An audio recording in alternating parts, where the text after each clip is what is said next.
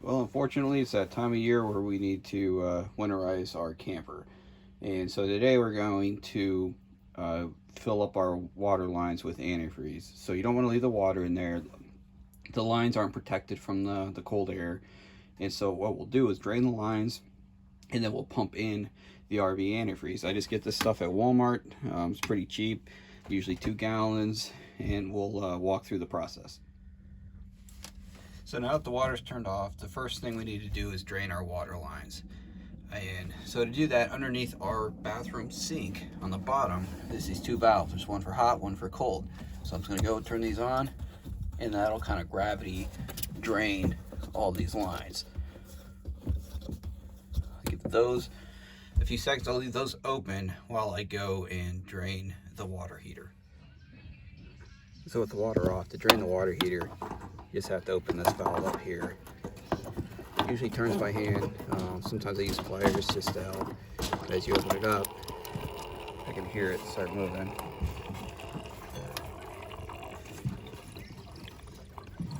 And if there's any water in there, it'll start draining out.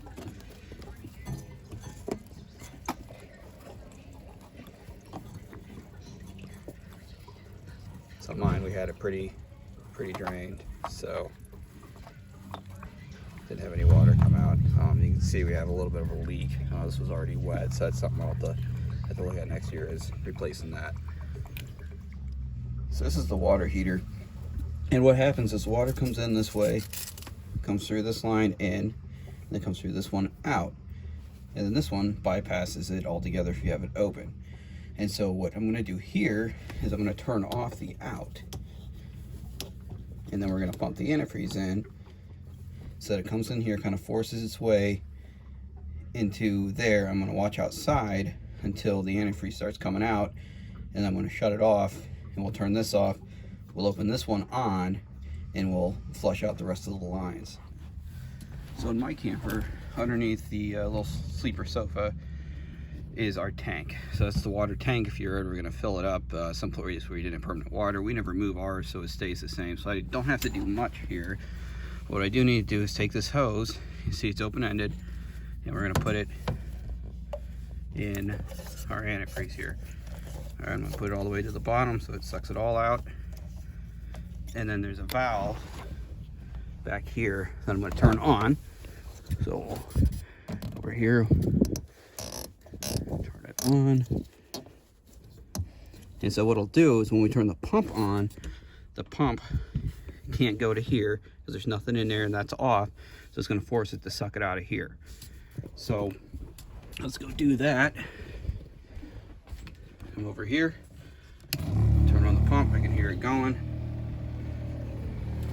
Check down here, you can see it pumping in. So while that's going, you know, I want these things off. I have everything off, and so I'm going to go outside and check it. So with the pump on, you can see it's starting to push the stuff through. So here's water coming out, so I'm going to wait until that turns into antifreeze, and then I'm going to go in and turn the pump off.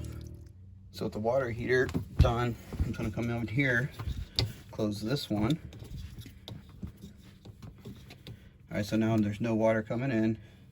I'm going to open up this one.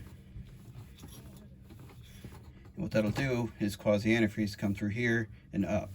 And I'm also, that one's already closed, so we're good there. So with that closed, I'm going to turn that pump back on, and we'll start going fixture to fixture. So you can hear the pump running. So I go faucet to faucet. I usually take these out just because there's no reason to have it on. Open it up. You can see the pink's coming out, so we're good there.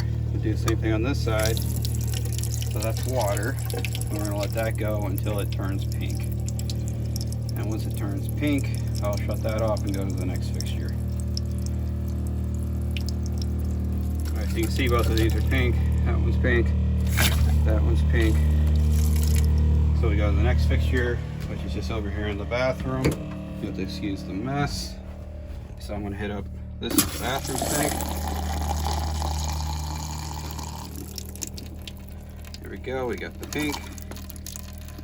I'll go to this side, same thing. Let that run until it turns pink.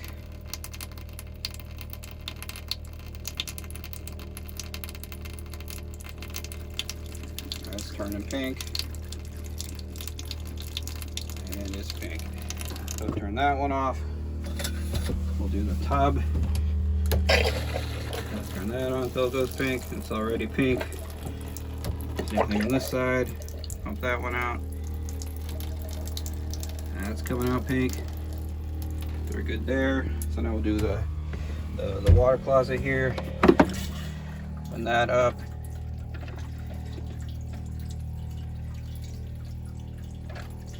It'll take a minute. You can see it's starting to turn pink now. That's pink. There's that one. If you have an outdoor shower, don't forget about this one. You just kind of pull it off. Do the same thing, you turn it on. Pink's coming out. Turn it back off. Same thing with the hot. That. Right, and that's all pink. Alright, so now that all the lines are full of antifreeze, to turn the pump off, I'm going to close this valve back up. And with that valve closed, take this tube out, and then we'll dump this in some of the drains. Alright, with all the water lines now fully antifreeze, you just kind of want to force them down the drains. So you just kind of take the remainder of what you have. You know, there's no magic number. I just pour it in, you know, until I think it's enough. Yeah, you kind of want the gray and the black tank to be kind of, you know, full of some antifreeze as well. So pour it into each of these. And that one, you know, so our P-traps. And what I have left is the toilet here, and I have another gallon that I'm going to open up, and I'm just going to pour it in there. But as I do, you know, you just kind of open it up to let all the antifreeze go down there, and then you're winterized. And then when you're opening it up, you just run it until the antifreeze is gone.